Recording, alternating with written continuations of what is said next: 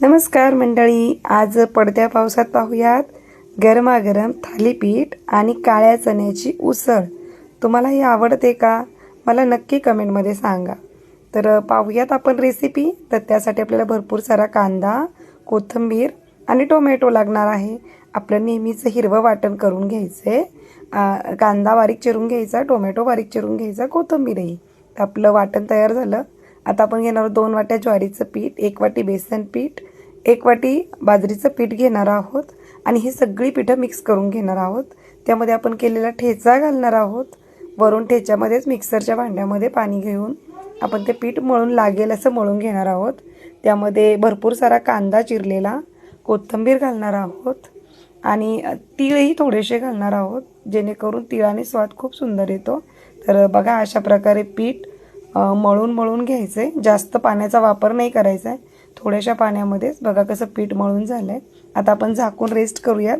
तोपर्यंत आपण चणे उकडून घेतलेले आहेत मीठ घालून फक्त। आता चण्याची उसळ कशी करायची, तर कढईत थोडंसं तेल घेतलेलं आहे। तेलामध्ये आपण राई टाकणार आहोत, जिरं टाकणार आहोत। ते तडतडलं की 4-5 कढीपत्त्याची पानं घालणार आहोत। हा सुंदर तडका झाल्याच्या नंतर आपण कापलेला जो बारीक चिरलेला कांदा आहे, जो थोडासा शिल्लक राहिला होता आपला, तो आपण टाकून देणार आहोत त्याच्यामध्ये आणि मस्त गोल्डन ब्राऊन होईपर्यंत परतून घ्यायचा। त्यामध्ये मीठ, हळद टाकणार आहोत आणि चिरलेला टोमॅटो असा मऊसर होईपर्यंत झाकण टाकून जरा एक वाफ घेऊन द्यायची, म्हणजे मऊसर शिजला जातो टोमॅटो। चांगला शिजल्याच्या नंतर उसळीला चव खूप सुंदर येते। त्यामध्ये आपण घरगुती तिखट टाकलेलं आहे आपलं आणि थोडंसं लाल तिखट टाकलेलं आहे। आता हे उकडलेले चणे आणि त्याबरोबर ते मिठाचं पाणी आपण कढईत टाकून घेत आहोत। आता हे थोडंसं सलवलीत होईपर्यंत छान परतून घ्यायचं आणि वरून कोथिंबीर घालायची। झाली आपली चण्याची उसळ। आता आपण पोळपट घेतलेलं आहे, त्यावर एक कॉटनचं कापड घेतलेलं आहे, ते ओलं करून घ्यायचं आहे आणि एका वाटीमध्ये पाणी बाजूला घ्यायचंच आपल्याला, कारण थालीपीठ थापण्यासाठी ओला हात लागतो। तर बघा पीठ कसं तयार झालेलं आहे।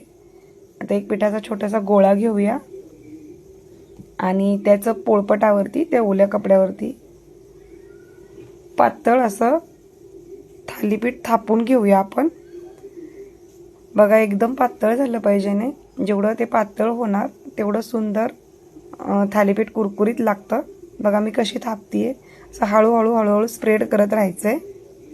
कांदा वगैरे ते सगळं एकदम मिक्स झाल्यामुळे थालीपीठाला चव खूप सुंदर येते आणि त्यामध्ये असे बिळं पाडून घ्यायचे।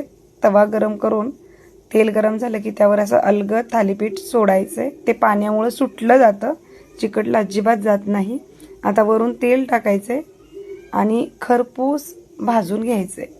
जेवढं तुम्ही छान खरपूस मंद आचेवर भाजणार ना, तेवढं थालीपीठ खुसखुशीत आणि चविष्ट लागणार। तर बघा कसं भाजायचं। आता एक झाकण ठेवून वाफ काढूया, म्हणजे कसं आतूनही ते शिजलं जातं, कच्चं राहत नाही आणि तुटलं जात नाही। तर बघा, एक वाफ काढून घेऊ 1-2 मिनिटाची आणि बघा आता थालीपीठ पूर्ण शिजलंय, त्यावरचं सगळं पाणी आटलंय आणि कसं उलटलं जातंय बघा। खरपूस भाजलं गेलेलं आहे। आता खालूनही आपण खरपूस भाजायचंय।